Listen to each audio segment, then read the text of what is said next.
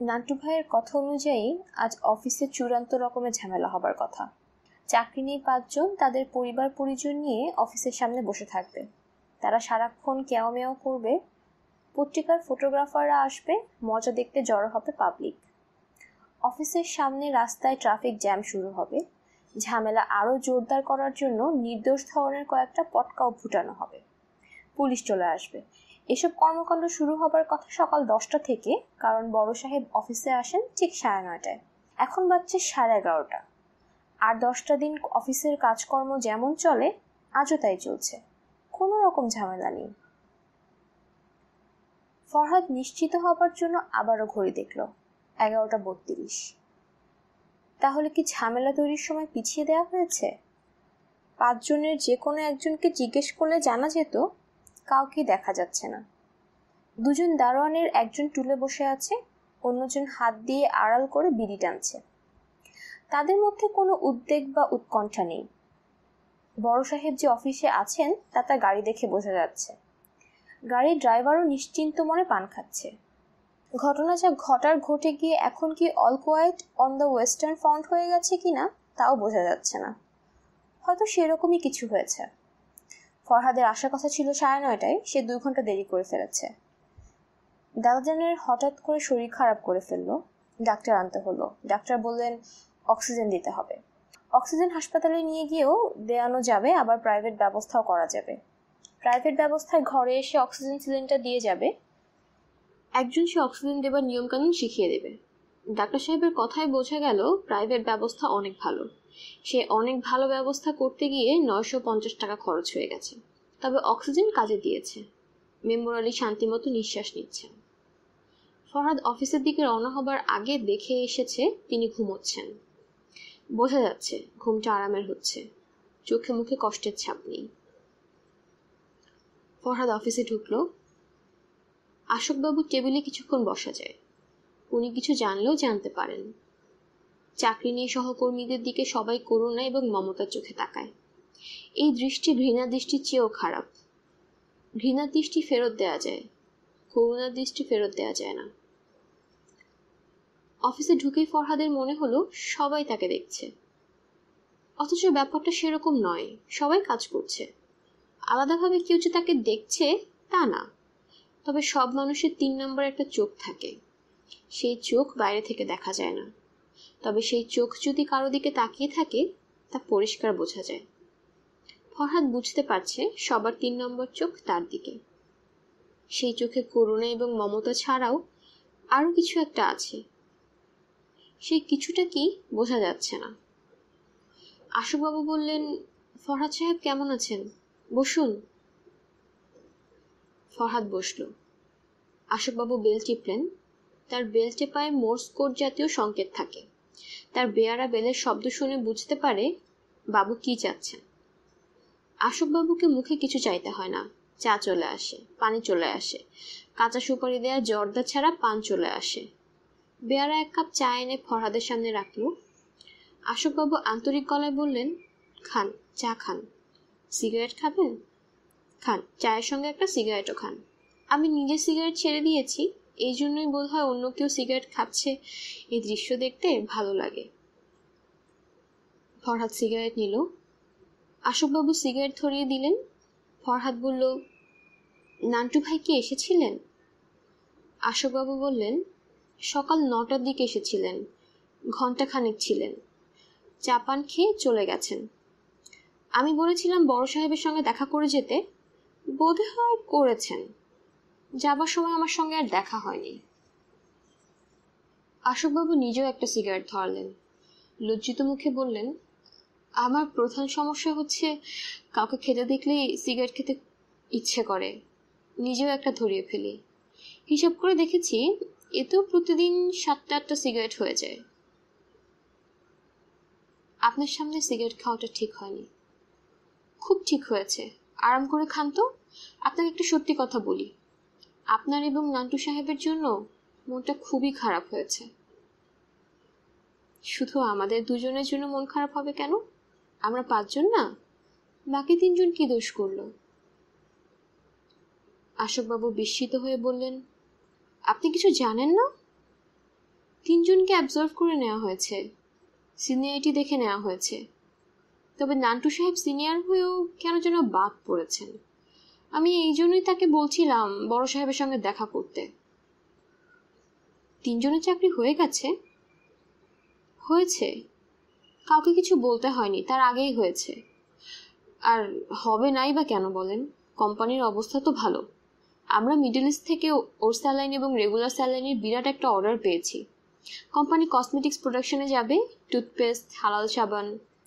হালাল সাবানটা হঠাৎ ক্লিক করেছে, সবাই ঝুঁকেছে হালাল সাবানের দিকে।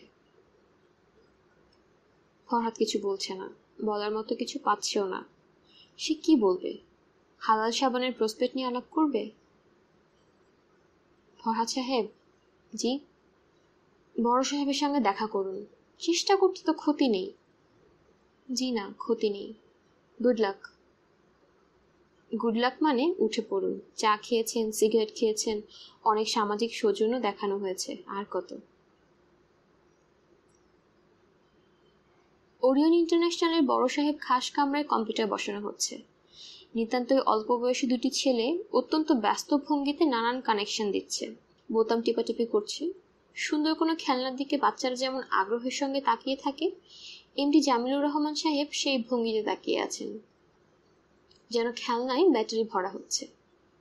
ব্যাটারি ভরার কাজটা শেষ হওয়া মাত্র তিনি বোতাম টিপবেন, খেলনা উদ্ভট মজাদার কিছু করবে। বড় সাহেবকে ব্যস্ত বলা যায়। এই ব্যস্ততার মধ্যে তিনি যে চাকরিচ্যুত একজন কর্মচারীকে ঘরে ঢোকার অনুমতি দিয়েছেন, এটা একটা বিস্ময়কর ঘটনা। ফরহাদ বড় সাহেবের ঘরে ঢুকেছে এবং বড় সাহেব দ্বিতীয় বিস্ময়কর ঘটনা ঘটিয়েছে। তিনি হাসি মুখে ফরহাদকে বলেছেন, দাঁড়িয়ে আছো কেন, বসো। তিনি কখনো তার কোনো কর্মচারীকে বসতে বলেন না। যাদের দাঁড়িয়ে থাকার কথা তারা দাঁড়িয়ে থাকে। যাদের বড় সাহেবের সামনে চেয়ারে বসার যোগ্যতা আছে তারা নিজেরাই চেয়ার টেনে বসে। ফরহাদ বসেছে, কিন্তু কিছু বলতে পারছে না, কারণ বড় সাহেব আবারও গভীর আগ্রহে কম্পিউটারের দিকে তাকিয়ে আছেন। তার ঘর যথারীতি ঠান্ডা, ফরহাদের শরীর বরফের মতো হয়ে যাচ্ছে। বড় সাহেব তার রকিং চেয়ার ঘুরিয়ে ফরহাদের দিকে তাকিয়ে বললেন, এখন বলো, কি ব্যাপার? ফরহাদের মনে হলো বড় সাহেব তাকে চিনতে পারছেন না। রংপুর থেকে ঢাকা আসার পথে বড় সাহেব তাকে নাম ধরে ডেকে চমকে দিয়েছিলেন, সেই নাম এখন সম্ভবত তার মনে নেই। ফরহাদ বলল, স্যার, আপনাকে একটা থ্যাঙ্কস দিতে এসেছি। জামিলুর রহমানের চোখ সামান্য শুরু হয়ে গেল। তিনি বললেন, কি জন্য বলো তো? ফরহাদ বলল, রংপুর থেকে ঢাকা ফেরার পথে আপনি আমাকে এক হাঁড়ি দই দিয়েছিলেন, বগুড়ার দই। দইটা খুবই ভালো ছিল। ও আচ্ছা আচ্ছা, আমি নিজে অবশ্য টেস্ট করে দেখিনি, ডায়াবেটিস তো, মিষ্টি খেতে পারি না। তুমি শুধু দইয়ের জন্য থ্যাঙ্কস দিতে এসেছ? জি স্যার। আচ্ছা ঠিক আছে, তোমার নাম যেন কি? স্যার, আমার নাম ফরহাদ। ফরহাদ উঠে দাঁড়াতে দাঁড়াতে বলল, স্যার যাই। বড় সাহেব হাসি মুখে মাথা নেড়ে চলে যাবার অনুমতি দিলেন। যেসব কথা বড় সাহেবকে বলবে বলে মনে মনে রিহার্সেল করে এসেছিল সেসব বলা হলো না, তবে তার জন্য খারাপও লাগছে না। হাত কচলে কারো কাছে কিছু চাওয়া মানসিক কষ্টের ব্যাপার। বড় সাহেবের ঘরের ঠিক সামনেই সিদ্দিক সাহেব বসেন, হেড ক্যাশিয়ার। সিদ্দিক সাহেব হাতের ইশারায় ফরহাদকে ডাকলেন। ওরিয়ন ইন্টারন্যাশনালের হেড ক্যাশিয়ার সিদ্দিক সাহেবের অফিসের সবই আড়ালে ডাকে মরা সিদ্দিক। ভদ্রলোকের কথাবার্তা, আচার আচরণ সবই মৃত মানুষের মতো। মানুষটা চা খাচ্ছে, কাজ করছে, কথা বলছে, কিন্তু প্রাণ বলে কোনো ব্যাপার তার মধ্যে নেই। আবেগশূন্য একজন মানুষ। মাঝখানে ভদ্রলোক একবার সিঙ্গাপুর গিয়েছিলেন। ফেরার পর সবাই বলাবলি করতে লাগলো, সিদ্দিক সাহেব সিঙ্গাপুরে তার চোখ দুটো ফেলে দুটো পাথরের চোখ বসিয়ে নিয়েছেন। মানুষের চোখে তার নাকি কাজকর্মে অসুবিধা হচ্ছিল। ফরহাদ তার সামনে দাঁড়াতেই সিদ্দিক সাহেব একটা কাগজ বাড়িয়ে দিয়ে বললেন, এখানে সই করুন। 2 মাসের স্যালারি, খামে টাকা আছে। চেক না দিয়ে ক্যাশ দিয়ে দিলাম, গুনে নিন। সঙ্গে রেভিনিউ স্ট্যাম্প আছে? জি না। 2 টাকা দিন, রেভিনিউ স্ট্যাম্প বানিয়ে দিচ্ছি। আপনার একটা রেজিস্টার চিঠি আছে, সুইজারল্যান্ড থেকে এসেছে, চিঠিটা নিয়ে যান। চা খাবেন? জি না। দাঁড়িয়ে আছেন কেন, বসুন। ফরহাদ বসল। মরা সিদ্দিক অন্য কাজে ব্যস্ত হয়ে পড়েছেন, ফরহাদের দিকে ফিরেও তাকাচ্ছেন না। রেভিনিউ স্ট্যাম্প নিয়ে আসার পর হয়তোবা তিনি ফিরে তাকাবেন। ফরহাদ সুইজারল্যান্ডে চিঠি পড়ছে। রহমতুল্লাহ সাহেবের চিঠি। ভদ্রলোক 2 মাস 3 মাস পর একটা চিঠি পাঠান। সেই চিঠিতে সবসময় তার এবং তার পরিবারের কিছু ছবি থাকে। চিঠির শেষে অত্যন্ত বিনয়ের সঙ্গে ফরহাদকে ধন্যবাদ দেন ঢাকায় তার জায়গাটা দেখে রাখার জন্য। পুনশ্চ দিয়ে আরেকটা বাক্য থাকে, দেশের বাইরে এসে ভাগ্য পরীক্ষা করে দেখতে চাইলে জানিও, সাধ্যমতো করব। আজকে চিঠিতেও পুনশ্চ দিয়ে সেই বাক্যটি আছে কি না ফরহাদ দেখে নিল। হ্যাঁ আছে। পারিবারিক ছবিও আছে। স্কি করার পোশাকে স্বামী স্ত্রী। স্কি করছেন না, দুজনই মগ ভর্তি কফি খাচ্ছেন। বিদেশিনী মহিলা মাত্র রূপবতী মহিলা এমন ধারণা প্রচলিত থাকলেও রহমতুল্লাহ সাহেবের স্ত্রীর চেহারা বেটে দৈত্যদের মতো। এই মহিলাকে দেখলেই মনে হয় তিনি কোনো আখড়া থেকে কুস্তি শেষ করে ফিরেছেন। প্রতিপক্ষ সবাইকে পরাজিত করে ফিরেছেন বলে তার মুখ ভর্তি হাসি। সেই হাসিতে সমগ্র পুরুষ জাতির প্রতি কুস্তির আহ্বান আছে। এমন একজন মহিলার প্রেমে পড়ে তাকে বিয়ে করতে সাহস লাগে। রোগা পটকা রহমতুল্লাহ সাহেবের ভীত চোখ মুখ দেখেই মনে হয় না তার সে সাহস আছে। ফরহাদ চিঠি পড়ায় মন দিল। রেভিনিউ স্ট্যাম্প আসতে আসতে চিঠিটা পড়ে ফেলতে হবে। চিঠির জবাবও পাঠাতে হবে। জবাব পাঠাতে 50 টাকার মতো খরচ। এই খরচটা কাটার মতো বুকে লাগে। মনে হয় নিতান্তই অপ্রয়োজনীয় খরচটা করা হচ্ছে। ফরহাদ এবার চিঠি পাঠাতে দেরি হলো। রুথ অ্যাক্সিডেন্ট করে হাসপাতালে। স্কি করতে গিয়ে এই বিপত্তি। হাতের একটা হাড় এবং বুকের পাঁজরের 2টা হাড় ভেঙেছে। তোমাকে যে ছবিটা পাঠালাম সেই ছবিটা একটু মন দিয়ে দেখো। অ্যাক্সিডেন্টের ঠিক 10 মিনিট আগে তোলা ছবি। পাহাড়ের ঢল বেয়ে নামার আগে কফি খাওয়া হচ্ছে। কফি শেষ করে 10 মিনিটের মাথায় ঘটনা ঘটে। রুথের অবস্থা এমন ছিল যে আমি ধরেই নিয়েছিলাম তাকে বাঁচানো সম্ভব না। তবে এই উন্নত দেশে অসম্ভব বলে কোনো ব্যাপার নেই। খবর ছড়িয়ে পড়ার সঙ্গে সঙ্গে হেলিকপ্টার অ্যাম্বুলেন্স তাকে হাসপাতালে নিয়ে গেল। 2 ঘন্টা সার্জারির পর ডাক্তাররা তাকে বিপদমুক্ত ঘোষণা করলেন। খুব বড় ধরনের বিপদের হাত থেকে বেঁচেছি, আল্লাহর কাছে হাজারো শুকরিয়া। যাই হোক, এখন কাজের কথা বলি। ঢাকায় আমার জায়গাটা আমি একটা রিয়েল এস্টেট কোম্পানির কাছে বিক্রি করেছি। তারা জমির দামের একটা অংশ আমাকে ডলারে শোধ করেছে। ঢাকার জমিতে তারা মাল্টি স্টোরিড অ্যাপার্টমেন্ট হাউস বানাবে এবং আমাকে 2টা অ্যাপার্টমেন্ট দিবে। আমার কাছে ডিলটা অত্যন্ত ভালো মনে হয়েছে। রিয়েল এস্টেট কোম্পানি তোমার সঙ্গে যোগাযোগ করবে। তুমি তাদেরকে সব রকমের সাহায্য সহায়তা করবে। তুমি তো জানোই ঢাকায় আমার স্বার্থ দেখার লোকজন নেই। কাজটা তোমাকেই করতে হবে। তুমি ভালো থেকো। পরিবারের সবাইকে শ্রেণীমতো সালাম এবং দোয়া দেবে। অনেকদিন একটা জায়গায় বাস করছিলে, হঠাৎ সেটা ছেড়ে দিতে গিয়ে তোমাদের হয়তো সাময়িক কিছু সমস্যা হবে, তার জন্য আমি দুঃখিত ও লজ্জিত। বিদেশে বাস করলেও আমার আর্থিক অবস্থা শোচনীয়। তোমরা ভালো থেকো। রুথের জন্য দোয়া করো, সে এখনো পুরোপুরি সারেনি। আরেকটা কথা বলতে ভুলে গেছি। রুথ বেবি এক্সপেক্ট করছিল, 2 মাস চলছিল। এত বড় একটা দুর্ঘটনা ঘটে যাওয়ার পরেও বেবির কোনো ক্ষতি হয়নি। এটা আল্লাহর রহমত ছাড়া আর কিছুই না। ইতি রহমতুল্লাহ। পুনশ্চ দেশের বাইরে এসে ভাগ্য পরীক্ষা করতে চাইলে জানিও, সাধ্যমতো চেষ্টা করব। রেভিনিউ স্ট্যাম্প চলে এসেছে। সই করে ফরহাদ উঠে দাঁড়ালো। সিদ্দিক সাহেবকে ধন্যবাদ জাতীয় কিছু বলার দরকার না বললেও হয়, ইনি যন্ত্রমানব, ধন্যবাদের ধার ধারেন না। সিদ্দিক সাহেব টাকা গুনছেন। এমন সময় যদি খবর আসে তার ছোট ছেলেটি পানিতে ডুবে মারা গেছে, তিনি টাকা গোনা বন্ধ করবেন না, কাজটা শেষ করবেন। শেষ করার পর শান্ত গলায় জিজ্ঞেস করবেন কখন মারা গেছে। ফরহাদ সাহেব? জি। বাসা চলে যাচ্ছেন? জি। সিদ্দিক সাহেব কাজ বন্ধ করে উঠে দাঁড়িয়ে বললেন, চলুন আপনাকে একটু এগিয়ে দিই। ফরহাদ বিস্মিত হয়ে বলল, কেন? শরীরটা ভালো না, বমি বমি আসছে, একটা পান খাবো। সিদ্দিক সাহেবের ব্যাপারটা আছে। তিনি কাউকে দিয়ে কোনো কাজ করান না। চা খেতে ইচ্ছে করলে নিজে গিয়ে চা নিয়ে আসেন। পান খেতে ইচ্ছে করলে নিজে অফিসের সামনে পানের দোকানে পান কিনতে যান। সিদ্দিক সাহেব 2টা পান কিনলেন। একটা মুখে দিয়ে অন্যটা পকেটে রাখতে রাখতে বললেন, ফরহাদ সাহেব, আপনার খুব খারাপ সময় যাচ্ছে। এই খারাপ সময় সম্পর্কে আমার ধারণা আছে। আমার বড় মেয়ের জন্মের পর পর আমার চাকরি চলে গিয়েছিল। 2 বছর আমি বেকার ছিলাম। যে কষ্ট করেছি তার সীমা নাই। পৃথিবীতে নানান ধরনের কষ্ট আছে।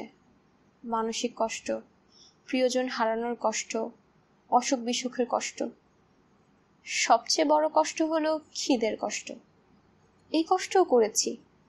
একবার ঠিক করেছিলাম বিষ খেয়ে মরে যাব। ঘুমের ওষুধ জোগাড়ও করেছিলাম। মেয়েটার মুখের দিকে তাকিয়ে মরতে পারি নাই। ভাই শুনুন, আপনি ভরসা হারাবেন না। এই কাগজটা একটু রাখুন। সিদ্দিক সাহেব মানিব্যাগ খুলে একটা কাগজ বের করলেন। কাগজে কার যেন ঠিকানা লেখা। ফরহাদ বলল, কি কাগজ? সিদ্দিক সাহেব বললেন, 2টা বাচ্চাকে পড়াতে হবে, প্রাইভেট টিউটর চাই। আমি আপনার কথা বলে রেখেছি, যাই পাওয়া যায় এখন তাই লাভ। ফরহাদ কাগজটা নিল। সিদ্দিক সাহেব পানের পিক ফেলতে ফেলতে বললেন, যে চিঠিটা একটু আগে পড়ছিলেন সেখানেও একটা খারাপ সংবাদ আছে, তাই না? ফরহাদ কিছু বলল না। সিদ্দিক সাহেব বললেন, আমি লক্ষ্য করেছি চিঠিটা পড়তে পড়তে আপনার মুখ ছাই বর্ণ হয়ে গেছে। আমার নিজের বুকের মধ্যে তখন একটা ধাক্কার মতো লেগেছে। সুখ যখন আসে তখন একদিক থেকে আসে না, নানান দিক থেকে আসে। বিপদ যখন আসে তখনও একদিক থেকে আসে না, নানান দিক থেকে আসে। এই ব্যাপারটা আমার চেয়ে ভালো কেউ জানে না। আমি বিপদ থেকে উদ্ধার পেয়েছি, ইনশাআল্লাহ আপনিও পাবেন। আমার বড় মেয়েটি ইউনিভার্সিটি পড়া শেষ করেছে, কমনওয়েলথ স্কলারশিপ পেয়েছে, পিএইচডি করতে যাচ্ছে কানাডায়। তার জন্মের পর আমার স্ত্রীর বুকে দুধ ছিল না। টিনের দুধ কিনবো এই টাকাও ছিল না। বাজার থেকে চিড়া কিনে আনতাম, চিড়া কচলে তার পানিটা খাওয়াতাম। মেয়েটা সেই পানি খেতে পারে না, উগলে ফেলে দেয়। তখন আমি স্ত্রীকে বললাম, থাক বাদ দেন। ফরহাদ তাকিয়ে আছে। সিদ্দিক সাহেব রুমাল বের করে চোখ মুছছেন। সিদ্দিক সাহেব ধরা গলায় বললেন, একটা সময় ছিল রোজ কাঁদতাম, আজ অনেক দিন পর কাঁদলাম। মেয়েটা দেশের বাইরে চলে যাচ্ছে, মনটা দুর্বল, এই জন্যই কেঁদে ফেলেছি, কিছু মনে করবেন না। সিদ্দিক সাহেব উল্টো দিকে হাঁটা শুরু করলেন, একবারও পিছনে ফিরলেন না।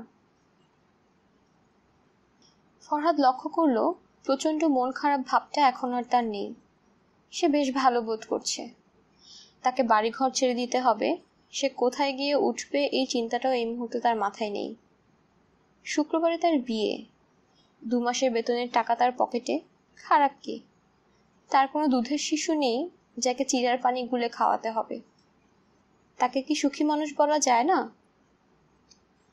তারা ইচ্ছা করছে আসমানিকে নিয়ে একটু বের হতে, টুকিটাকি কিছু জিনিস কিনবে, সংসারের জিনিস দুজনে মিলে কেনার অনেক আনন্দ। প্রথমে কিনতে হবে একটা মশারি, ধবধবে সাদা রঙের নেটের মশারি, পাশে বড় এবং বেশ উঁচু। মশারির ভেতর বসে থাকলে যেন মশারির ছাদ মাথায় স্পর্শ না করে।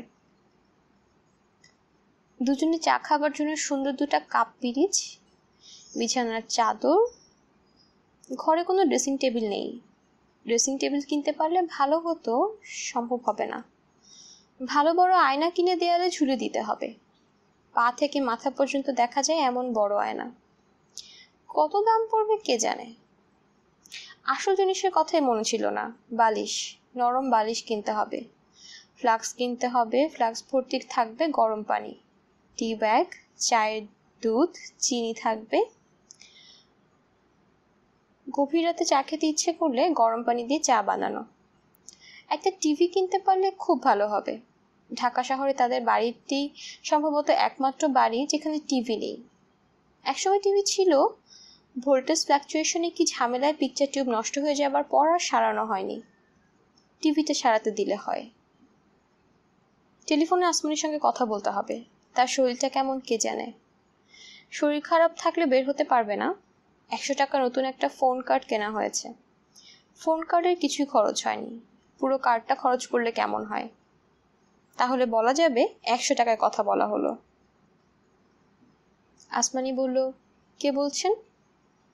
ফরহাদ বলল, জমিন বলছি। আসমানি হাসতে হাসতে বলল, জমিন বলছো মানে? তুমি আসমান হলে আমি জমিন, বাংলা সিনেমা আর কি। তুমি বৃষ্টি আমি মেঘ, তুমি জল আমি স্থল। এই শরীর কেমন? শরীর কেমন মানে? তোমার কি ধারণা আমি চিররোগী? খবরদার আর কখনো টেলিফোন করে শরীর কেমন জিজ্ঞেস করবে না। আচ্ছা যাও, করব না। আমাদের বিয়ের তারিখ কি ঠিক আছে? 2 দিন পিছিয়েছে, রবিবার। আমরা আমাদের সব আত্মীয় স্বজনদের রবিবার কথা বলেছি। মামা এর মধ্যে তোমার বাবা মার সঙ্গে কথা বলবেন। মনে হচ্ছে আজ সন্ধ্যায় যাবেন। সন্ধ্যাবেলা তুমি অবশ্যই বাসায় থাকবে। হ্যাঁ, থাকবো। এখন কি করছো? আসমানি নামের একটা মেয়ের সঙ্গে কথা বলছি। আচ্ছা শোনো, তুমি কি আজ আমাকে দোকানে নিয়ে যেতে পারবে? ও মা, কেন পারবো না? আমার নিজেরও কিছু কেনাকাটা আছে।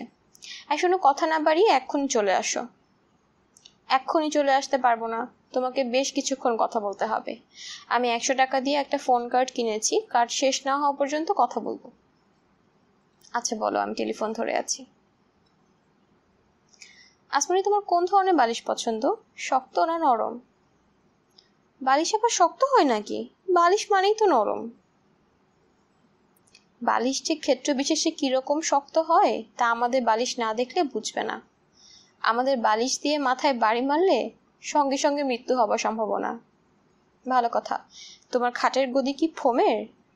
হ্যাঁ, ফোমের। কত ইঞ্চি ফোম? মেপে দেখিনি। মাপবো? অবশ্যই মাপবে। টেলিফোনের কথা শেষ হোক, তারপর মাপবে, কারণ আমি একটা ফোমের তোষক কিনবো। তোমাকে তো খুশি খুশি লাগছে কেন? খুশি খুশি লাগছে? হ্যাঁ, খুব খুশি খুশি লাগছে। চাকরি ফেরত পেয়েছো, তাই না? চাকরি ফেরত পাইনি, আমার খুবই দুঃসময়। তাতে কি? আমাকে তো আর দুধের মেয়েকে চিড়ার পানি খাওয়াতে হচ্ছে না। তার মানে? তার মানে তুমি বুঝবে না। আসমানি বলল, আচ্ছা আজকে বৃহস্পতিবার। ফরহাদ বলল, কেন বলো তো? তোমার আনন্দ দেখে মনে হচ্ছে আজ বৃহস্পতিবার। আমি একটা বইয়ে পড়েছি, এক একজন মানুষের এক একবার আনন্দ থাকে। যেমন ধরো আমি হচ্ছি সূর্যের কন্যা, আমি আনন্দ থাকি রবিবারে। আচ্ছা শোনো, তুমি কথা বলে শুধু সময় নষ্ট করো। আমি আজ 100 টাকার কথা বলবো। 100 টাকা এখনো শেষ হয়নি। কখন শেষ হবে তাও বলতে পারছি না, তবে আর মনে হয় কথা বলতে পারবো না। কেন? আমার পেছনে লম্বা লাইন হয়ে গেছে, লাইনের লোকগুলো বিশ্রীভাবে আমার দিকে তাকাচ্ছে। ভালো হয়েছে, অগ্নি দৃষ্টিতে তোমাকে ভস্ম করে দিক। হ্যালো শোনো, টেলিফোন রাখার আগে খুব জরুরি একটা কথা জিজ্ঞেস করি। কি রঙের শাড়ি পরবো বলো তো? তোমার পছন্দের কোনো রঙের শাড়ি পরতে ইচ্ছে করছে? আমাকে কিছু বলতে হবে না, আমি মনে মনে যে রংটা ভাববো তোমাকে সেই রঙের শাড়ি পরিয়ে আসতে হবে। এই বিষয়ে আমার একটা আধ্যাত্মিক ক্ষমতা আছে, ইএসপি টাইপ ক্ষমতা। পরীক্ষা হয়ে যাক। আমি টেলিফোন রেখেই আমার পছন্দের রঙের কথা এক টুকরা কাগজে লিখে মানিব্যাগে রেখে দিব। তুমি দেখবে যে রঙের শাড়ি পরে বের হয়েছো সেই রংটার কথাই আমি লিখেছি। উফ, ফালতু কথা বলবে না তো প্লিজ। বাজি? আচ্ছা যাও, বাজি। টেলিফোন রেখে দিই? দাও। তবে টেলিফোন রাখার আগে দয়া করে বলো তো, আমার সোনার বাংলা গানটার পরের লাইন যেন কি? আমি তোমায় ভালোবাসি।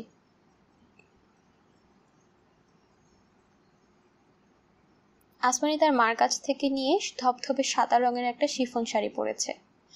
সাদা রঙের শাড়ি সে কখনো পরে না। ফরহাদকে শিক্ষা দেবার জন্য এমন শাড়ি পরা। সে নিশ্চয়ই ভাববে না আজকের দিনে সে সাদা শাড়ি পরবে। আসমানি হাসি হাসি মুখ করে বলল, দেখি তোমার মানিব্যাগের কাগজ। ফরহাদ কাগজ বের করে আসমানি হাতে দিল। কাগজে লেখা সাদা। আসমানি খুবই অবাক হয়ে ফরহাদের দিকে তাকাচ্ছে। সে কি বলবে ভেবে পাচ্ছে না। আসমানির বিস্মিত মুখ দেখে ফরহাদের খুবই মায়া লাগছে। ইচ্ছে করছে সত্যি ব্যাপারটা বলে দিতে। মানিব্যাগে শুধু যে সাদা লেখা কাগজে ছিল তা না, একটা কাগজে লেখা ছিল নীল, একটাই সবুজ, একটাই লাল এবং একটাই কালো। অন্য কাগজগুলো রেখে ফরহাদ সাদা লেখা কাগজটা বের করে দিয়েছে। ছেলে মানুষই ম্যাজিক। পিসি সরকারের ছোটদের ম্যাজিক বই থেকে শেখা। আসমানি এতটা অভিভূত হবে সে ভাবেনি। ফরহাদের খুবই লজ্জা লাগছে। ছোট এই কৌশলটা করায় সে মনে হচ্ছে নিজের কাছে ছোট হয়ে গেছে। ফরহাদ বলল, আসমানি, তোমাকে সাদা শাড়িতে খুবই সুন্দর লাগছে। তোমাকে আর যত সুন্দর লাগছে তত সুন্দর এর আগে কখনো লাগেনি। সাদা শাড়ি তুমি ঘন ঘন পরবে। আসমানি বলল, তোমাকে এই ছাই রঙা শার্ট খুবই কুৎসিত লাগছে। এরকম কুৎসিত শার্ট আর কখনো পরবে না। তোমাকে কেমন লাগছে বলবো? বলো। মাছ কাটার আগে মাছের গায়ে ছাই মাখানো হয়, মনে হচ্ছে তোমার গায়ে ছাই মাখানো হয়েছে। কিছুক্ষণের মধ্যে তোমাকে কাটা হবে। আসমানি খিলখিল করে হাসছে। তাকে দেখতে আসলেই সুন্দর লাগছে। সাদা শাড়িতে তাকে মেঘকন্যা বলে মনে হচ্ছে। আসমানির হাতে সাদা লেখা কাগজের টুকরোটা এখনো ধরা। সে এই কাগজ ফেলে দেবে না, কোনো এক ফাঁকে চট করে তার হ্যান্ডব্যাগে লুকিয়ে ফেলবে। মেয়েরা স্মৃতি সংগ্রহ করতে খুব পছন্দ করে। রাহেলা খুবই অবাক হয়েছেন। এই শুক্রবারে তার ছেলের বিয়ে, অথচ তিনি কিছুই জানেন না। শুক্রবার মানে তো আগামীকাল। এমন একটা খবর তাকে অন্যের কাছ থেকে শুনতে হলো। তিনি কি এতই তুচ্ছ, এতই নগণ্য? রাহেলা খবরটা কিছুক্ষণ আগে শুনেছেন।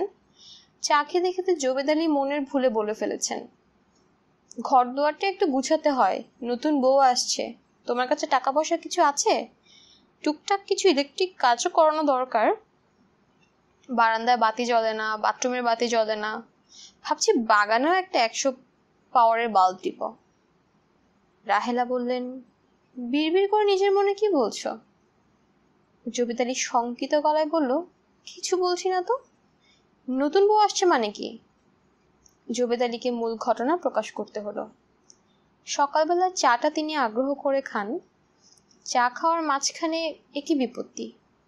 এরিকা জাপানিকার চারা কিনেছেন, চারা লাগাবার জন্য জমি তৈরি করতে হবে, পচা গোবরের সন্ধানে যেতে হবে। রাহেলার প্যাচে পড়লে বের হওয়া যাবে না। রাহেলা বললেন, ফরহাদ বিয়ে করেছে? জবেদ আলী বললেন, রাহেলা বললেন, ফরহাদ বিয়ে করছে? জবেদ আলী বললেন, সব ঠিকঠাক? ঠিকঠাক না হলে বিয়ে হবে কিভাবে? আমি জানলাম না কেন? তোমাকে বলার সুযোগ পাইনি। তোমাকে তো ঠিকই বলার সুযোগ পেয়েছে, আমাকে পাইনি কেন? তোমার ঘুমের সমস্যা, তুমি সকাল সকাল শুয়ে পড়ো, তারপর ধরো কি যেন বলে, বিবি করবে না, বিবি বন্ধ করো। জবেদ আলী চায়ের কাপ নামিয়ে রাখতে রাখতে বললেন, রাহেলা, তুমি স্বভাব চরিত্র বদলাও। নতুন একটা মেয়ে আসছে, এসে দেখবে তার শাশুড়ির প্রধান কাজ হচ্ছে তার শ্বশুরকে ধমকানো। এটা তার ভালো লাগবে না। সব মেয়েরাই স্বামীকে ধমকাতে পছন্দ করে, কিন্তু যখন দেখে অন্য কোনো মেয়ে তার স্বামীকে ধমকাচ্ছে তখন খুব রাগ করবে। বিয়ের খবরটা তুমি কবে জেনেছো? পরশু রাতে। পরশু রাতে জেনেছো? মাঝখানে পুরো একটা দিন গিয়েছে আর তুমি আমাকে কিছুই জানাওনি? আহারে যন্ত্রণা! বিয়েটা যদি আমার হতো, আমি বিয়ে ঠিক হওয়া মাত্রই তোমাকে জানাতাম। বিয়ে ফরহাদের, সে তোমাকে না জানালে আমি কি করব? আমাকে জানাতে তার অসুবিধা কোথায়? আছে নিশ্চয়ই কোনো অসুবিধা। রাহেলা স্বামীর সামনে থেকে উঠে গেলেন। ফরহাদ থাকলে সরাসরি তার কাছে যেতেন। ফরহাদ নেই, খুব ভোরে উঠে চলে গেছে, নাস্তা খায়নি, 1 কাপ চা খেয়েছে শুধু। তার সঙ্গে দেখা হয়নি। ঘুমের ওষুধ খাওয়ার পরেও কাল রাতে তার 1 ফোঁটা ঘুম হয়নি। ফজরের আজান শুনে ঘুমোতে গেছেন। ঘুম ভেঙেছে সকাল 10টায়। ঘুম ভেঙেই দুঃসংবাদ। ছেলের বিয়ে দুঃসংবাদ তো বটেই। মার কাছে মেয়ের বিয়ে সুসংবাদ, ছেলের বিয়ে দুঃসংবাদ। মঞ্জু দাড়ি শেভ করছিল। ব্লেডের ধার না থাকায় তার গাল কেটে গেছে। রক্ত বের হয়ে সাদা ফেনায় লাল আভা। মঞ্জু বিরক্ত হয়ে আয়নার ভেতরের মঞ্জুকে দেখছে, যেন তার গাল কেটে ফেলায় সে আয়নার ভেতরের মঞ্জুকে দায়ী করছে। মাকে ঢুকতে দেখে সে তার বিরক্ত দৃষ্টি মার দিকে ফিরিয়ে দিল। এখন তাকে দেখে মনে হচ্ছে তার গাল কাটায় রাহেলারও কোনো সূক্ষ্ম ভূমিকা আছে। রাহেলা বললেন, কি করছিস? মঞ্জু বলল, কি করছি দেখতে পাচ্ছ না? গাল কেটে ফেলেছিস? দরজা থেকে সরে যাও তোমা, অন্ধকার করে রেখেছো।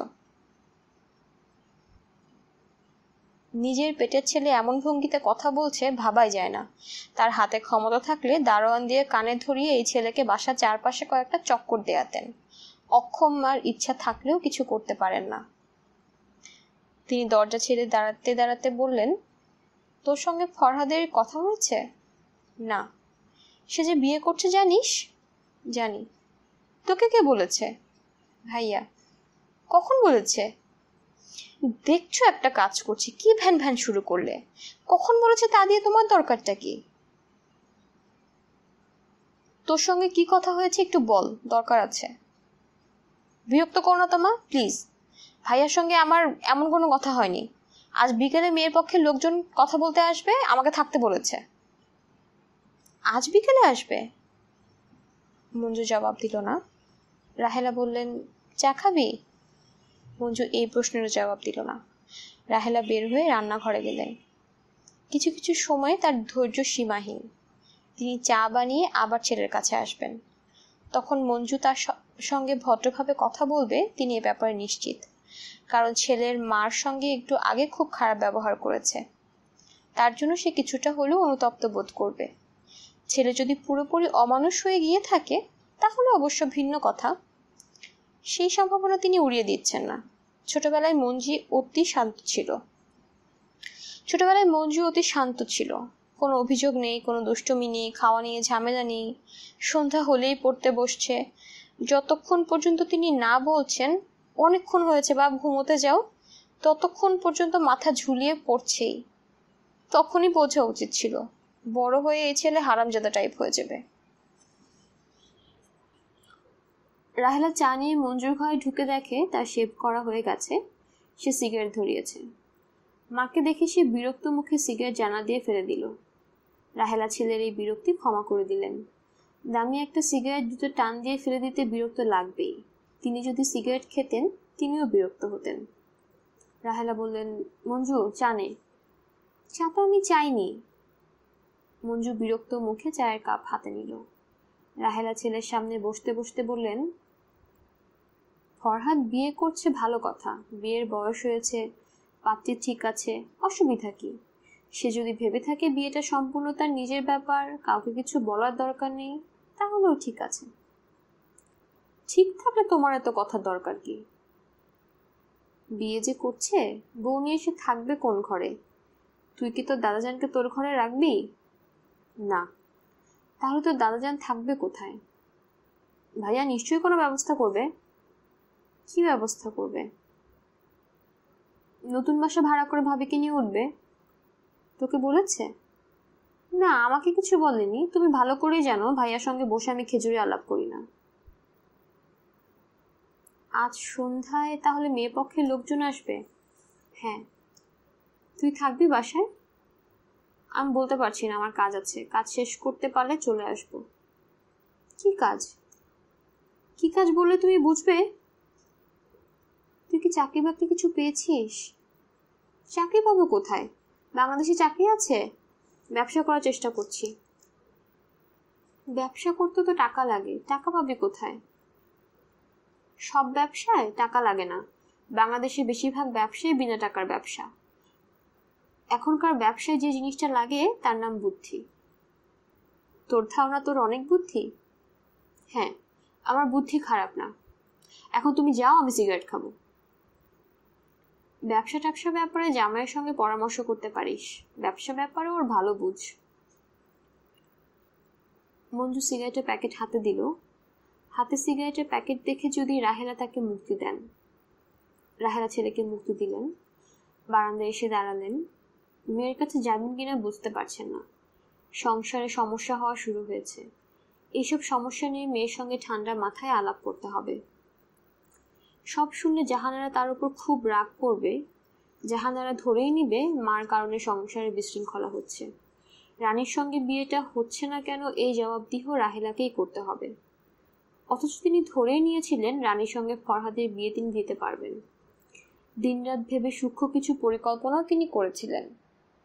এ জাতীয় পরিকল্পনা অতীতেও তিনি করেছেন, তখন কাজ করেছে। জাহানারার বিয়েতে তিনি একইভাবে দিলেন। জাহানারা পালিয়ে গিয়ে যে ছেলেকে বিয়ে করবে বলে ঠিক করেছিল, সেই বিয়ে তিনি হতে দেননি। তার ফল শুভ হয়েছে। রাহেলার মনে হলো আজই মেয়েকে কিছু জানানো ঠিক হবে না। বিয়ের কথা হলেই যে বিয়ে হয়ে যাবে এমন তো না। 40 জায়গায় বিয়ের কথা হয়, কিন্তু বিয়ে 40 জায়গায় হয় না, বিয়ে এক জায়গাতেই হয়। তার মন বলছে ফরহাদের বিয়ে রানীর সঙ্গে হবে। তিনি ভোর রাতে এমন একটা স্বপ্নও দেখেছেন। বউ সেজে রানী তার ঘরে ঢুকেছে, তার গা ভর্তি গয়না, পরনে লাল টুকটুকু শাড়ি। তাকে সালাম করতে করতে বলছেন, আপনাকে এতদিন মাওই মা ডেকেছি, আজ হঠাৎ মা ডাকতে পারবো না, আপনি কিচ্ছু মনে করতে পারবেন না কিন্তু। ফজরের নামাজের স্বপ্ন ভুল হবার কথা না। চাঁদের হিসাবটা দেখতে হবে। শুক্লা পক্ষে চাঁদ হলে স্বপ্ন মিলে যাবে, কৃষ্ণপক্ষ হলে মিলতেও পারে, আবার নাও মিলতে পারে। আজ সন্ধ্যাবেলা মেয়ের পক্ষে লোকজন কথা বলতে আসবে। তাদের সঙ্গে মুরব্বী মহিলাও নিশ্চয়ই থাকবে। বিয়ের আলাপ পুরুষদের সঙ্গে মহিলারা সবসময় আসেন। মহিলারা আসেন ভেতরের খবর বের করার জন্য। সেই মহিলাকে ভেতরের খবর তিনি সবই দেবেন, কিছুই লুকাবেন না। এক ছেলের হাতে পুরো সংসার, অসুস্থ বৃদ্ধ একজন মানুষ আছে, ঢাকা শহরে নিজেদের বাড়িঘর বলতে কিছু নেই, অন্যের বাড়িতে পাহারাদার হিসেবে থাকা। যে কোনো সময় তারা বাড়ি থেকে বের করে দিতে পারে, তখন যেতে হবে গাছতলায়। দেশের বাড়িতে গিয়ে যে থাকবে সেই উপায়ও নেই। দেশের ভিটা বাড়ি ছাড়া আর কিছুই নেই। সে বাড়িতে কেউ থাকে না। ঘর দোয়ার ভেঙে পড়েছে, চারদিকে জংলা, সাপখোপের আড্ডা। বোমা আছো বোমা? রাহেলা বিরক্ত মুখে ফরহাদের ঘরের দিকে তাকালেন। মেমোরিয়ালিরা জ্বর এসেছে, কত জ্বর বোঝা যাচ্ছে না, থার্মোমিটার কোথাও খুঁজে পাওয়া যাচ্ছে না। কাউকে দিয়ে যে থার্মোমিটার কিনে আনাবেন তাও সম্ভব হচ্ছে না। কাজের মেয়েটা ছুটিতে গিয়েছে। মঞ্জুকে বললে লাভ হবে না, তবু বলে দেখা যেতে পারে। নিজের বিবেকের কাছে পরিষ্কার থাকা। কে যেন বলতে না পারে শ্বশুরের জ্বর হয়েছে, একটা থার্মোমিটার আনিয়ে জ্বরটা যে মাপবে তাও করেনি। তবে এক্ষুনি মঞ্জুর ঘরে ঢুকে কিছু বলার দরকার নেই। তাকে ঘরে ঢুকতে দেখলেই মঞ্জুর দপ করে জ্বলে উঠবে। তার দরকার কি? গাল বাড়ালেই যদি চর খেতে হয়, তাহলে গাল বাড়ানো কেন? এক সময় না এক সময় মঞ্জু ঘর থেকে বের হবে, বের হবার মুখে বললেই হবে, বৌমা ও বৌমা। রাহেলা মুখ অন্ধকার করে শ্বশুরের ঘরে ঢুকলেন। মেম্বর আলী বললেন, আমলকি খাবো বৌমা। কি খাবেন? আমলকি। রাহেলা তিক্ত গলায় বললেন, আব্বা শুনুন, আপনি তো বেহেশতে বাস করছেন না। যে কোনো একটা ফল খেতে ইচ্ছে করলো, মুখে দিয়ে বললেন, অমনি ফলটা এসে মুখের সামনে ঝুলতে থাকলো। আমলকি এখন পাবো কোথায়? লবণ দিয়ে একটা আমলকি খেলে মুখে স্বাদটা ফিরবে। বুড়ো মানুষের মুখে এত স্বাদ হওয়া ভালো না। স্বাদ হলে দুনিয়ার কুপথ্য করবেন আর পেট নামবে। মঞ্জু বাসায় আছে না? তার কথা শুনলাম। হ্যাঁ আছে। মঞ্জুকে বলে দাও, এখন কার্তিক মাস, আমলকি সিজন। আবার শুনুন, আপনার বয়স হয়েছে, শরীর ভালো না, আপনি আল্লাহ খোদার নাম নেন, তসবি পড়ার মতো আমলকি আমলকি করছেন কেন? আমলকির মধ্যে আছেটা কি? আমলকি স্বাদবর্ধক। আমলকি, জলপাই দুইটাই কার্তিকের ফল, দুইটাই স্বাদবর্ধক। মা, মঞ্জুকে জলপাইও আনতে বলো। একটা কাগজে লিখে দাও, লিখে না দিলে মনে থাকবে না। আচ্ছা যান, বলবো। লেবু চা একটু দিতে পারবে মা? ঘরে লেবু নাই। লেবু না থাকলে রং চা দাও। বৃদ্ধ মানুষের জন্য রং চা মহা ঔষধ। রাহেলা বললেন, চা দিচ্ছি। আব্বা, আপনাকে একটা কথা বলি, মন দিয়ে শুনুন। মা, তোমার সব কথা আমি মন দিয়ে শুনি। এটা একটু বেশি মন দিয়ে শুনুন। আপনার বয়স হয়েছে, এ বয়সে খুব ভালো সেবা দরকার। আপনি আপনার মেয়ের কাছে কয়েকটা দিন থেকে আসেন। এখানে আমার সেবা হচ্ছে না তোমাকে কে বললো? এর চেয়ে বেশি সেবা কে আমাকে করবে? রাতে যতবার ঘুম ভাঙে আমি বিছানায় নড়াচড়া করতে তোমার ছেলে ফরহাদ লাফ দিয়ে উঠে পড়ে, মশারি তুলে জিজ্ঞেস করে, দাদাজান কি হয়েছে? এর চেয়ে বেশি তো ফেরেশতাও করবে না। ফরহাদ তো আর সারা জীবন আপনাকে সঙ্গে নিয়ে ঘুমাবে না, ও বিয়ে করবে, সে তার সংসার দেখবে। মেম্বর আলী হাসি মুখে বললেন, সে সংসার দেখবে, সংসারে ফাঁকে ফাঁকে আমাকেও দেখবে। যে দেখতে পারে সে সংসার থেকেও দেখতে পারে। রাহেলা চা বানাতে রান্নাঘরে ঢুকলেন। তাকে বিস্মিত করে দিয়ে মঞ্জুও প্রায় সঙ্গে সঙ্গে রান্নাঘরে ঢুকল। মঞ্জু তার নিজের ঘর আর এবাড়ির বারান্দা ছাড়া কোথাও যায় না। রান্নাঘরে সে কখনো উকি দিয়েছে বলে তিনি মনে করতে পারছেন না। রাহেলা বললেন, কি আরেক কাপ চা খাবি? মঞ্জু বলল, চা খাবো না মা, শোনো, এই 50 টাকা রাখো। দাদাজান আমলকি খেতে চাচ্ছে, তাকে আমলকি এনে খাইও। আর সাথে এই টাকাটা রাখো সংসারের খরচ। এখন থেকে মাসের 1-2 তারিখে আমি যা পারি দেব। রাহেলা আনন্দিত গলায় বলল, এখানে কত টাকা? 2000। রাহেলা টাকাটা হাতে নিয়ে গুনতে শুরু করলেন। সব 100 টাকার নতুন নোট। একটার গায়ে একটা লেগে আছে, গুনতে কষ্ট হচ্ছে। পৃথিবীর সবচেয়ে আনন্দময় কষ্টের একটা কষ্ট হচ্ছে টাকা গোনার কষ্ট। একটু আগে মঞ্জু যে খারাপ ব্যবহার তার সঙ্গে করেছে, তার কিছুই এখন রাহেলার মনে নেই। ছেলের প্রতি মমতায় তার হৃদয় এখন আর্দ্র। তার মন বলছে, এ ছেলে ফরহাদের মতো পুতুপুতু করে জীবন শুরু করবে না। সে মাথা শক্ত করে উঠে দাঁড়াবে। এ ছেলের টাকা পয়সা হবে, ঘর বাড়ি হবে, গাড়ি হবে। নুন আনতে পান্তা ফুরায় ব্যাপার এই ছেলের বেলায় কখনো ঘটবে না। শক্ত ধরনের ছেলে। বর্তমান সময় হলো কঠিন সময়। এই কঠিন সময় শক্ত ধরনের ছেলে পুলে দরকার। মিনমিনে মেয়ে টাইপ ছেলেদের যুগ শেষ হয়েছে। গাছ লাগাবার জন্য সবচেয়ে ভালো সময় হচ্ছে বিকাল। রোদ থাকে না, মাটি ভালো করে তৈরি করে চারা পুঁতে দিতে দিতেই সন্ধ্যা নেমে। সন্ধ্যার পরই নামে রাত। রাতের ঠান্ডা হাওয়ায় নতুন লাগানো গাছ শান্তির পরশ পায়। রাতে শিশিরে মাটি ভিজে থাকে, গাছের গায়ে সেই শিশির জমে। গাছের জন্য যা খুবই প্রয়োজন।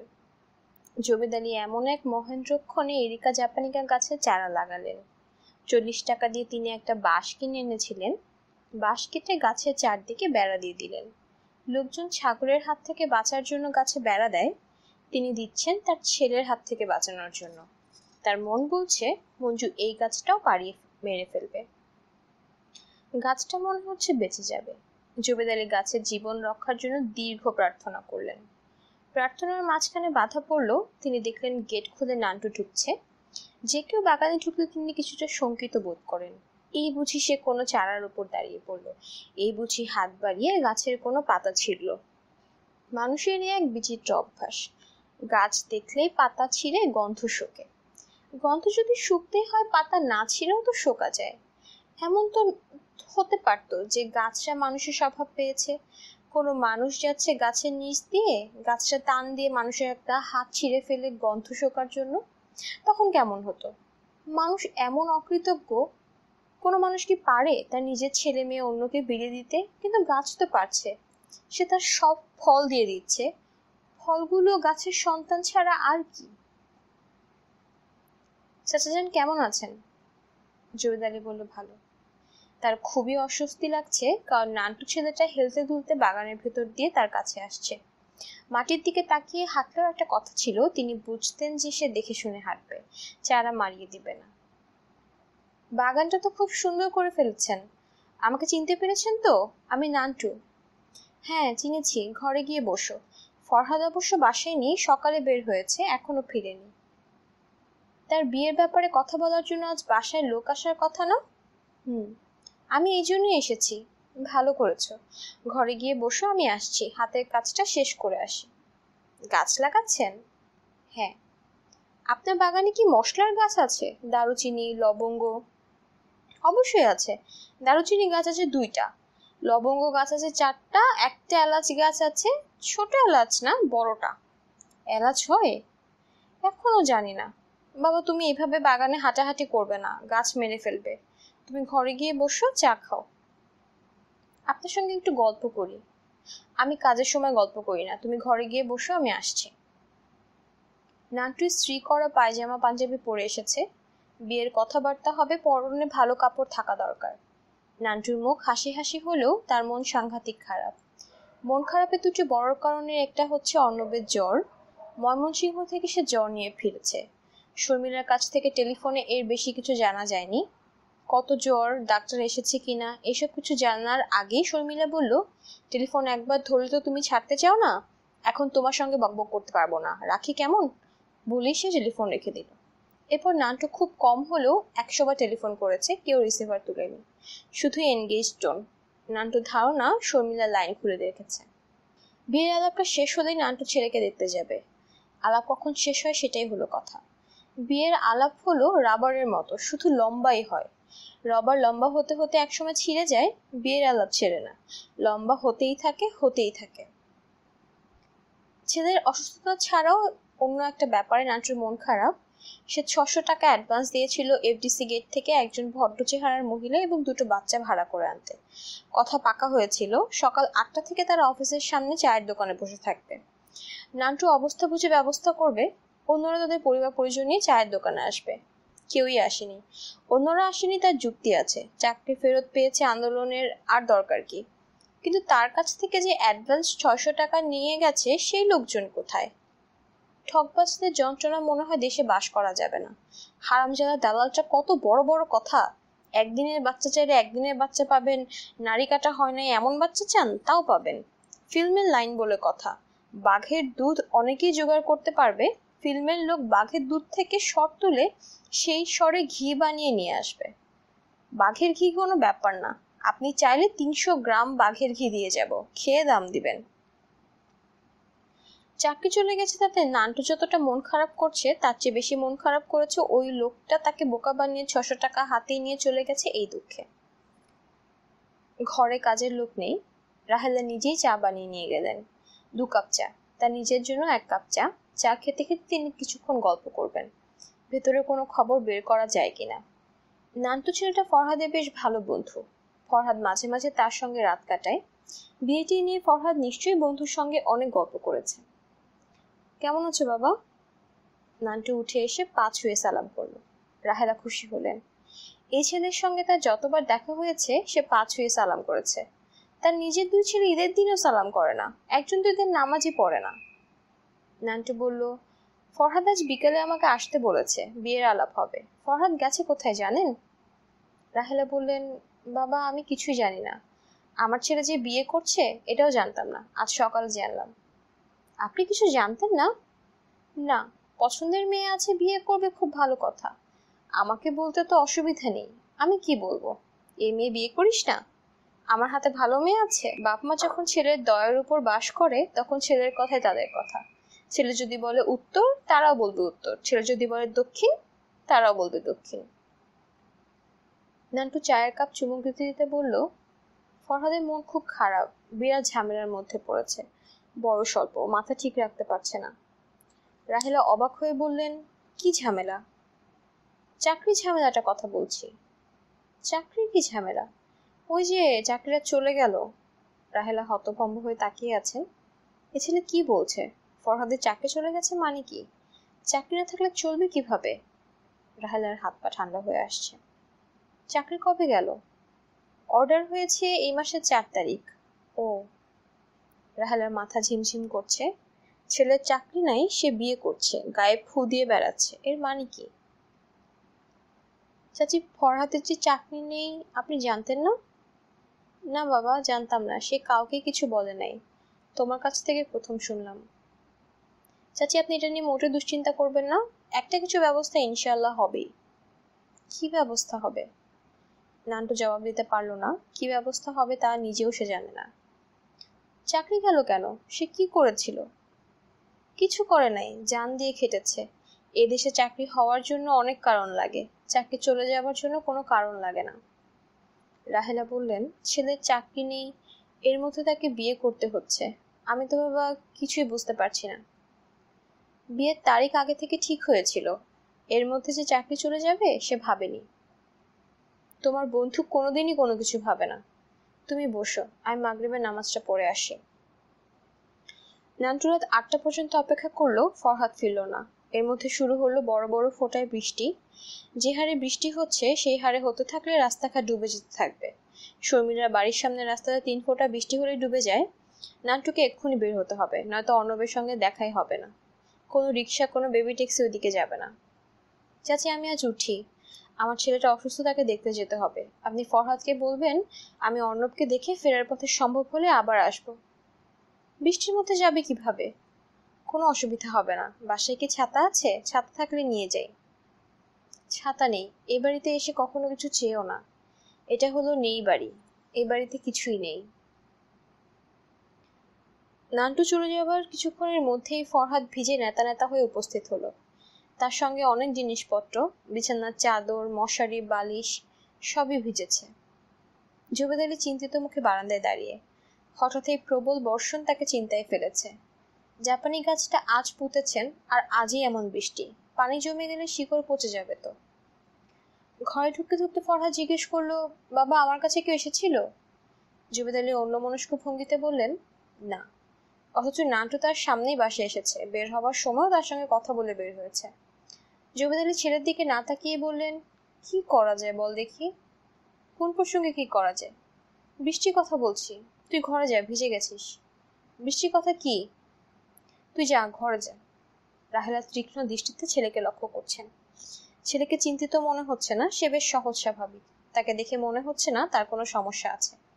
এই তো লুঙ্গি পরে কলতলায় চলে গেল, বালতি ভর্তি করে পানি তুলছে। মা, গায়ে মাখা সাবানটা দিয়ে যাও তো। রাহেলা সাবান দিয়ে গেলেন। গায়ে মাথায় সাবান মাখতে মাখতে ফরহাদ বলল, দাদাজান 2 দিন ধরে আমলকি আমলকি করছে, আজ আমলকি নিয়ে এসেছি, পলিথিনে একটা ব্যাগে আছে, কয়েকটা আমলকি লবণ দাদাজানকে দাও। রাহেলা বললেন, আজকে তোর কাছে কারোর আসার কথা ছিল? ফরহাদ বলল, হ্যাঁ ছিল। আসমানির মামা আসবেন বলেছিলেন, তিনি সিঁড়ি থেকে পড়ে পা মচকে ফেলেছেন, আসবেন না। রাহেলা বললেন, তোর বিয়ের ব্যাপারে কথা বলার জন্য? ফরহাদ বলল, হ্যাঁ। মা তুমি ভিজছো তো, ঘরে চলে যাও, গোসল শেষ করে আমি 1 কাপ আদা চা খাবো, মনে হচ্ছে আমার জ্বর আসছে। জ্বরের মধ্যে গোসল করছিস কেন? সারাদিন ঘুরেছি, গা ঘেমেছে, বিশ্রী লাগছে। নান্টু এসেছিল, পরে আবার আসবে বলেছে। ও আচ্ছা। নান্টু বলেছিল তোর চাকরি নিয়ে কি সমস্যা নাকি হয়েছে? ফরহাদ জবাব দিল না। মগের পর মগ পানি মাথায় ঢালতে লাগলো। রাহেলা রান্নাঘরে চা বানাতে গেলেন। রান্নাঘরের খোলা দরজা দিয়ে কলঘর দেখা যায়। তিনি দেখতে পাচ্ছেন ফরহাদ 1 বালতি পানি শেষ করে আরেক বালতি পানি নিয়েছে, মগে করে পানি ঢালছে, অতি দ্রুত ঢালছে। সে আবারও পানি ভরছে। বৃষ্টির জোর আরো বেড়েছে। চায়ের কাপে চুমুক দিয়ে ফরহাদ বলল, চাটা খুব ভালো হয়েছে মা। রাহেলা বললেন, তোর কি জ্বর এসেছে? আসবো আসবো করছিল, এমন গোসল দিয়েছি যে পানি দিয়ে জ্বর ধুয়ে ফেলেছি। খিদে লেগেছে। আজ রান্না কি? শিং মাছের ঝোল। ইলিশ মাছের ভাজা খেতে ইচ্ছে করছে। বৃষ্টি যদি কমে তাহলে একটা ইলিশ মাছ নিয়ে আসবো। এত রাতে মাছ পাবি? ইলিশ মাছ রাত 1টার সময় গেলেও পাওয়া যাবে। চাটা সত্যি ভালো হয়েছে মা, দাদাজানকে 1 কাপ বানিয়ে দাও। রাহেলা অবাক হয়ে ছেলেকে দেখছেন। ফুল হাতা শার্ট গায়ে দিয়ে ভেতরে বারান্দায় চা খেতে বসেছে, চুল আঁচড়েছে, আরাম করে চা খাচ্ছে। তাকে দেখে কে বলবে তার কোনো রকম সমস্যা আছে? সুখী সুখী চেহারা। রাহেলা বললেন, তোর বাবার কাছে শুনলাম এই শুক্রবার নাকি তোর বিয়ে? একটু পিছিয়েছে মা, রোববার হবে, রোববার রাতে। বিয়ে মানে 2-3 জনকে নিয়ে ওদের বাসায় যাব, কাজী সাহেব থাকবেন, কাগজে সই করে বাসায় চলে আসা। আমি আজ সকালেই জানলাম, তোমাকে বলা হয়নি, নানান ঝামেলার মধ্যে মাথা আওলা হয়ে আছে। তোর চাকরি চলে গেছে? হ্যাঁ, তবে এর চেয়েও বড় সমস্যা আছে। এর চেয়ে বড় সমস্যাটা আবার কি? ফরহাদ ছোট্ট একটা নিঃশ্বাস ফেলে বলল, রহমতুল্লাহ সাহেব সুইজারল্যান্ড থেকে একটা চিঠি পাঠিয়েছেন, চিঠিটা পড়ে দেখো। চিঠি পড়লেই বুঝবে সমস্যা কত প্রকার ও কি কি। চিঠিটা আমার টেবিলের ওপর আছে। উনি বাড়ি জমি বিক্রি করে দিয়েছেন। যাদের কাছে বিক্রি করেছেন তারা দখল নিতে আসবে। যে কোনো দিন সব খালি করে দিতে হবে। বাবার জন্য আমার কষ্টটা বেশি হচ্ছে। শখ করে এত গাছ লাগিয়েছেন। রাহেলা অনেকক্ষণ চুপ করে থেকে বললেন, আমরা থাকবো কোথায়? ফরহাদ জবাব দিল না। সিগারেটের প্যাকেট থেকে সিগারেট বের করলো।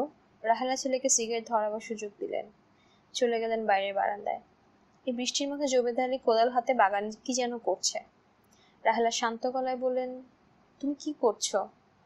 জুবেদ আলী বললেন, জমিতে পানি জমে গেছে, নালা কেটে দিচ্ছি। পানি হচ্ছে গাছের জীবন। এই পানি যদি একটু বেশি হয় তাহলেই পানি গাছের বিষ। আল্লাহ পাকের কি অদ্ভুত ব্যবস্থা! এই বিষ, এই অমৃত। শর্মিলার বসার ঘরে ঢুকে নান্টু খুবই অবাক হলো। শর্মিলা সেজেগুজে বসে আছে, তার কপালে লাল টিপ, পরনে সিল্কের শাড়িটা নতুন। শর্মিলার সামনে এক ভদ্রলোক বসে আছেন, মধ্যবয়স্ক মানুষ। মনে হয় ভদ্রলোক বেশ কিছু সময় ধরে আছেন। তার সামনের স্ট্রিতে 5টা সিগারেটের শেষ অংশ। 5টা সিগারেট একটার পর একটা খেতেও তো 5 × 3 15 মিনিট সময় লাগার কথা। তিনি নিশ্চয়ই কোনো হাসির কথা বলেছেন। শর্মিলা হাসছে। নান্টুর মনে হলো হুট করে ঘরে ঢুকে পড়াটা ঠিক হয়নি। দরজা বন্ধ থাকলে সে কলিং বেল টিপে ঘরে ঢুকতো। দরজা ছিল ভেজানো, হাত দিতেই খুলে গেল। শর্মিলা হাসি বন্ধ করে নান্টুর দিকে তাকালো। তার ভুরু কুঁচকে আছে, চোখের দৃষ্টি তীক্ষ্ণ। শর্মিলার সামনে বসা ভদ্রলোকও যেন কেমন করে তাকাচ্ছেন। নান্টু বলল, অর্ণব কেমন আছে? ওকে দেখতে এসেছি। শর্মিলা উঠে দাঁড়ালো, এগিয়ে এলো নান্টুর দিকে। নান্টু বলল, অর্ণবের জ্বর কত? ওর জ্বর কমেছে, ঘুমোচ্ছে। দেখে যাই। বললাম না ঘুমোচ্ছে, দেখে যাবে কি? সকালে এসো, সকালে এসে দেখে যেও। জ্বর শুনে মনটা খুবই খারাপ হয়েছে। একটা কথা কতবার বলবো, জ্বর এখন নেই, মার সঙ্গে ঘুমোচ্ছে। এসেছি যখন দেখে যাই। মার সঙ্গে ঘুমোচ্ছে, মাও ঘুমোচ্ছেন। বললাম না সকালে এসো। নান্টু অবাক হয়ে তাকিয়ে আছে। শর্মিলা বলতে গেলে তাকে প্রায় তাড়িয়ে দিচ্ছে। সে এরকম করছে কেন? শর্মিলার সামনে যে ভদ্রলোক বসে আছেন, সে ভদ্রলোকের কি কোনো ভূমিকা আছে? এই ভদ্রলোকের সামনে নান্টু থাকুক শর্মিলা তা চাচ্ছে না। যার ছেলে অসুস্থ, সেই বা কেন এত সেজেগুজে বসে থাকবে? বিয়ে বাড়িতে বা জন্মদিনের নিমন্ত্রণে যাবার সাজও এটা না। তাহলে গায়ে গয়না থাকতো না। শর্মিলার হাতে কয়েক গাছা চুড়ি ছাড়া আর কিছুই নেই। নান্টু বলল, তোমার জন্য রসমালাই এনেছিলাম। শর্মিলা হাত বাড়িয়ে রসমালাইয়ের হাড়ি নিতে নিতে বলল, কাল পরশু একসময় এসে অর্ণবকে দেখে যেও। নান্টু দরজার দিকে এগুচ্ছে, পেছনে পেছনে আসছে শর্মিলা। মনে হচ্ছে নান্টুকে একবারে ঘর থেকে বের করে দরজা বন্ধ করে তারপরে ভদ্রলোকের সঙ্গে গল্প করতে যাবে। নান্টুর মনে হলো অর্ণবের জ্বর আসলে সারেনি। নান্টুকে তাড়াতাড়ি বিদায় করার জন্য জ্বর সেরে যাবার কথা বলছে। নান্টু কি কোনো একটা রেস্টুরেন্টে অপেক্ষা করবে? ভদ্রলোক চলে যাবার পর আবার গিয়ে খোঁজ নেবে? খুব বৃষ্টি হচ্ছে। শর্মিলাদের বাড়ির সামনে রাস্তায় প্রায় হাঁটু পানি। আশেপাশে কোনো চায়ের দোকান দেখা যাচ্ছে না, যেখানে বসে চা খেতে খেতে এই বাড়ির দিকে লক্ষ্য রাখা যায়। নান্টু পানি ভেঙে এগুচ্ছে। যে ভদ্রলোক শর্মিলার সঙ্গে কথা বলছিলেন, তার কি আজ এ বাড়িতে নিমন্ত্রণ? তিনি ফুল নিয়ে এসেছেন, টেবিলে গোলাপ ফুলের তোড়া। অতিথিরা আজকাল নিমন্ত্রণে ফুল নিয়ে আসেন। তার মতো বেকুবরা যায় রসমালাইয়ের হাড়ি হাতে। মেম্বার আলী আজ সকালে একটা ভয়াবহ সত্য আবিষ্কার করলেন। তিনি চোখে একেবারেই দেখতে পাচ্ছেন না। একটা চোখ নষ্ট ছিল, সেই চোখে দিনেও দেখতে পেতেন না। অন্য চোখটা ভালো ছিল, ভালো চোখটা দিনে দেখতে পেতেন। তিনি এদিক ওদিক তাকাচ্ছেন, ঘোলাটে ধরনের ঝাপসা হলুদ আলো ছাড়া কিছুই দেখছেন না। পুরোপুরি অন্ধ তিনি নিশ্চয়ই হননি। অন্ধ মানুষ অন্ধকার ছাড়া কিছুই দেখে না। তিনি হলুদ ধরনের আলো দেখছেন। খুব চিন্তিত হবার মতো কিছু নিশ্চয়ই ঘটেনি। চোখের ডাক্তারের কাছে গেলেই হবে, মলম টলম দিয়ে দিবে। চোখে ছানি পড়লে ছানি কাটাবার ব্যবস্থা করবে। মেম্বার আলী ক্ষীণ গলায় ডাকলেন, ফরহাদ, ফরহাদ। ফরহাদ ঘরে নেই মনে হয়, উঠোনে। তাকে আরো শব্দ করে ডাকতে হবে। তিনি যে শব্দ করে ডাকতে পারেন না তা না, ইচ্ছে করলে একটা চিৎকারও দিতে পারেন। চিৎকার করতে ইচ্ছে করছে না। আজ ফরহাদের বিয়ে, তিনি চোখে দেখতে পাচ্ছেন না এমন একটা খবর দিয়ে বেচারা মন খারাপ করার দরকার কি? আজ দিনটা পার হোক, তারপর বললেই হবে। শুভ দিনে অশুভ সব দূর করে রাখতে হয়। ফরহাদ নিজে অনেক কিছু নিয়ে খুব দুশ্চিন্তায় আছে। বেচারা দুশ্চিন্তা বাড়িয়ে লাভ কি? চোখে দেখতে না পেলেও তার তেমন অসুবিধাও তো হচ্ছে না। তার দিন কাটছে বিছানায় শুয়ে শুয়ে। এমন তো না যে তাকে লেখাপড়া কাজ করতে হচ্ছে, কাঁথা সেলাইয়ের কাজ করতে হবে। তবে বাড়ির নতুন বউ আসবে, নতুন বউয়ের মুখ দেখতে পারবেন না, এটা খুব কষ্টের। দেখতে না পেলেও ভাব করতে হবে যেন দেখতে পাচ্ছেন। নতুন বউ আসা পর্যন্ত তিনি এই বাড়িতে থাকতে পারবেন কিনা তাও বুঝতে পারছেন না। মনে হচ্ছে তাকে আজ মেয়ের বাড়িতে চলে যেতে হবে, জাহেদা এসে তাকে নিয়ে যাবে। সেরকমই নাকি কথা হয়েছে। নানান রকম কথা গত কয়েকদিন ধরে বাড়িতে হচ্ছে। তিনি সব কথা ধরতে পারছেন না। এই বাড়ি ছেড়ে দিতে হবে এমন কথা তিনি অনেকবার শুনেছেন। কেন ছেড়ে দিতে হবে বুঝতে পারছেন না। কেউ তাকে কিছু বলছেও না। বাড়ি কে কিনে নিয়েছে বলে শুনেছেন। বাড়ি বিক্রি করা ঠিক না। দুটো জিনিস বিক্রি করা যায় না। যে বাড়িতে 7 দিন থাকা হয়েছে সেই বাড়ি, এবং যে গয়না 7 দিন পরা হয়েছে সেই গয়না। তার কাছে পরামর্শ চাইলে তিনি বলতে পারতেন। তার কাছে কেউ পরামর্শ চাইতেও আসছে না। কাল রাতে ফরহাদের সঙ্গে কিছু কথা হয়েছে। অনেক রাতে তার ঘুম ভেঙে গিয়েছিল। তিনি অভ্যাস মতো বললেন, ফরহাদ জেগে আছিস? ফরহাদ বলল, দাদা যান, বাথরুমে যাবেন? না। বিছানা নষ্ট হয়ে গেছে? দাঁড়ান চাদরটা বদলে দিই। ফরহাদ চাদর বদলে দিল। তিনি বললেন, তোর জন্য আমি খাস দিলে দোয়া করলাম রে বেটা, আসল দোয়া। ফরহাদ বলল, খিদে লেগেছে, কিছু খাবেন? না। আমি আপনার জন্য একটা বেদানা এনেছিলাম, ভেঙে দেব? দে। ফরহাদ বেদানা ভেঙে তার হাতে দিচ্ছে। তিনি 2-3টা করে দানা মুখে দিচ্ছেন। খুব মিষ্টি বেদানা। ফল ফ্রুট মানে ভিটামিন, বুড়ো বয়সে ভিটামিন খুব কাজে আসে। ফরহাদ বলল, কাল যে আমার বিয়ে, এটা কি আপনি জানেন দাদাজান? জানি, তুই বলেছিস। খুবই গরিবী হালতে বিয়ে, হাত একেবারে খালি। মেম্বার আলী শঙ্কিত বোধ করলেন। ফরহাদ কি তার অভাব অনটনের কথা বলে তার কাছে চন্দ্রহারটা চাচ্ছে? এত আদর করে বেদানা ভেঙে খাওয়ানোর এটাই কি রহস্য? চন্দ্রহারটা দিয়ে দিলে তার থাকলো কি? তার আজ যদি বড় কোনো চিকিৎসার দরকার হয়, টাকা পাবেন কোথায়? দাদাজান, আপনি কয়েকটা দিন ফুপুর বাসায় থাকতে পারবেন না? নানান ঝামেলায় পড়েছি, সামলাতে পারছি না। ফুপু আপনাকে নিয়ে যাবে, আমি রোজ একবার আপনাকে দেখে আসব। আচ্ছা। ফুপু আপনার জন্য একটা ছেলে জোগাড় করেছেন, যে সবসময় আপনার সঙ্গে থাকবে। আচ্ছা। বেদানাটা খেতে কেমন? মিষ্টি। আপনার যদি কখনো কিছু খেতে ইচ্ছে করে, যে কাজের ছেলেটাকে ফুপু আপনার জন্য ঠিক করে রেখেছেন তাকে বলবেন, সে এনে দেবে। এজন্য ফুপুর কাছে টাকা চাওয়ার দরকার নেই। এই টাকাটা আপনার কাছে রাখবেন। এখন বালিশের নিচে থাক। 1000 টাকা আছে, সব 50 টাকার নোট, 250 টাকার নোট। ঠিক আছে দাদাজান? ঠিক আছে। মেম্বার আলী মুখে ঠিক আছে বললেও হঠাৎ করে বুকে ধাক্কার মতো বোধ করলেন। ফরহাদ কি তাকে জন্মের মতো পাঠিয়ে দিচ্ছে? এ বাড়িতে আর কখনো ফিরিয়ে আনবে না? 2-4 দিনের জন্য পাঠালে তো এতগুলো টাকা দিত না। এটা একটা বিয়ে বাড়ি।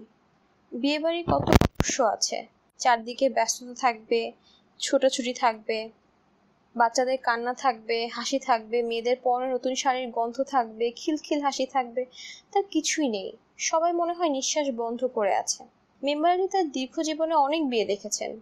আজকের বিয়েটা হয়তো তার দেখা শেষ বিয়ে, আর দেখা হবে না। অবশ্যই বিয়েটাতে তিনি শেষ পর্যন্ত থাকতে পারবেন না, তার মেয়ে এসে তাকে নিয়ে যাবে। এছাড়া করার কিছু নেই। তিনি যে ঘরে থাকেন সেই ঘরে ফরহাদের বাসর হবে। ঘরটা ফুল টুল দিয়ে নিশ্চয়ই সাজানো হবে। আজকের দিনটি এই বাড়িতে থেকে যেতে পারলে ভালো হতো। একটা রাত না হয় থাকলেন মঞ্জুর ঘরে, কিংবা বারান্দাতেও থাকতে পারেন। থাকার জন্য বারান্দা খারাপ না, আলো বাতাস বেশি। এখন তো শীতকাল না যে শীতে কষ্ট পাবেন। মেম্বার আলী গায়ে রোদ পড়েছে। তিনি হাত বাড়িয়ে রোদ স্পর্শ করলেন। বন্ধ চোখ মেললেন। না, রোদ দেখতে পাচ্ছেন না। এই পৃথিবীর অপূর্ব সব দৃশ্য আর তাকে দেখতে দেয়া হবে না। এমন ভয়ঙ্কর সিদ্ধান্তগুলো যিনি নেন, তিনি কেমন? মেম্বার আলী সামান্য শ্বাসকষ্ট হচ্ছে। এটা নিয়ে চিন্তিত হবার কিছু নেই। ঘরে অক্সিজেনের যন্ত্রপাতি আছে, ফরহাদকে বললেই সে নাকে লাগিয়ে দিবে। এখনই বলতে হবে এমন কোনো কথা না। এটা কি মাস? বাংলা মাসটা কি? বাংলা কোন মাসে ফরহাদের বিয়ে হচ্ছে তা জানা দরকার। তার নিজের বিয়ে হয়েছিল আষাঢ় মাসে। কি বৃষ্টি, কি বৃষ্টি! শত শত নায়রিতে বাড়ি ভর্তি হয়ে গিয়েছিল। বৃষ্টির মধ্যে শুরু হলো প্যাক খেলা। এই তাকে কাদায় ফেলে দিচ্ছে, এ ওকে ফেলছে, ধুমধুমার কাণ্ড। তার বাবা খুবই রাগ করলেন, চিৎকার দিয়ে বাড়ি মাথায় তুললেন। তোমরা করতেছো কি? তোমরা কি আক্কেল জ্ঞান নাই? মেয়ে ছেলে পুরুষ ছেলে সব প্যাক কাদায় গড়াগড়ি। মৌলভী বাড়ি ইজ্জত রাখবা না? তার কথা শেষ হবার আগেই তার ছোট শালা পেছন থেকে তাকে ঝাপটে ধরে কাদায় ফেলে দিল। চারদিকে শুরু হলো হাসি। এদিকে শুরু হয়েছে কাদার মধ্যে সাদা দুলাভাইয়ের যুদ্ধ। কাদা খেলা সারা গ্রামে ছড়িয়ে পড়ল। কি অদ্ভুত পাগলামি! কোণের বাড়িও গ্রামের মধ্যে। একজনকে বলে বসলো, শৈলে পাক কেদা মাইখা বরযাত্রী গেলে কেমন হয়? কন্যা পক্ষের উচিত শাস্তি হয়। আমরা গিয়া বলবো, শৈলে পাক কাদা পরিষ্কারে জোগাড় করো, ভালো কাপড় দাও। যেই কথা সেই কাজ। বরযাত্রী যাচ্ছে কাদায় মাখামাখি হয়ে। আহারে, কি দিন গিয়েছে! মেম্বার আলী ছটফট করছেন। তার খুবই ইচ্ছে করছে তার বিয়ের দিনের গল্পটা কারোর সঙ্গে করতে। ঘরে কেউ নেই। ফরহাদের বউয়ের সঙ্গে গল্পটা করতে পারলে ভালো হতো। নয়া বউরা অন্য বউদের গল্প শুনতে ভালোবাসে। শ্বাসকষ্টটা মনে হয় বাড়ছে। মেম্বার আলীর প্রথম স্ত্রীর নাম ছিল অনুফা। বিয়ের পর তার নাম হলো প্যাক বউ। প্যাক কাদার বউ, তাই প্যাক বউ। বড় সুন্দর ছিল মেয়েটা। গায়ের রং সামান্য কম ছিল, তাতে কি? গায়ের রঙই সব না।